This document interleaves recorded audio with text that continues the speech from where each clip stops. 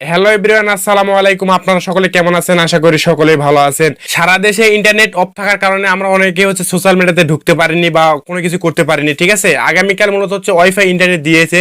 তো wifi internet দেওয়ার পর অনেক অ্যাপস আমরা ব্যবহার করতে পারতেছি না এবং অনেক অ্যাপস ব্যবহার করতে পারতেছি, ঠিক আছে। তার মধ্যে ফেসবুক মেসেঞ্জার এবং ইনস্টাগ্রাম এবং অন্যান্য অ্যাপসগুলো আমরা ব্যবহার করতে পারতেছি না, ঠিক আছে। এখন মূলত বাংলাদেশে ফেসবুক মেসেঞ্জার ব্যান করা রাখা হয়েছে, ঠিক আছে। এটা মূলত কিছুদিন পর খুলে দিবে।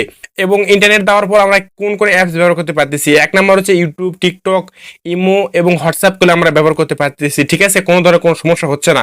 মূলত বাংলাদেশে ফেসবুক মেসেঞ্জার এবং অন্যান্য অ্যাপসগুলো ব্যান করে দেওয়া হয়েছে কিছুদিনের জন্য। মূলত কিছুদিন পর এগুলো অ্যাপস খুলে দিবে, ঠিক আছে। আগে যেরকম আপনারা ইন্টারনেটের মাধ্যমে আপনার সবকিছু ব্যবহার করতে পারতেছিলেন, তো সেই রকম করে কিছুদিন পর আবার সবকিছু আপনারা ব্যবহার করতে পারবেন, ঠিক আছে। তো তার জন্য আপনাদের কিছুদিন অপেক্ষা করতে হবে। আমরা অনেকে টিকটকে ভিডিও দেখতেছি যে কিভাবে ভিপিএন এর মাধ্যমে আমরা ফেসবুক ব্যবহার করব, ঠিক আছে।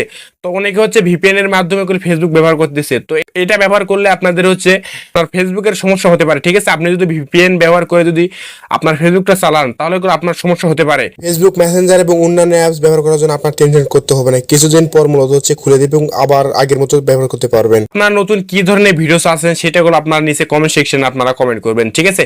তো সকালে ভালো থাকবেন, সকালে 5 নামাজ পড়বেন। আল্লাহ হাফেজ।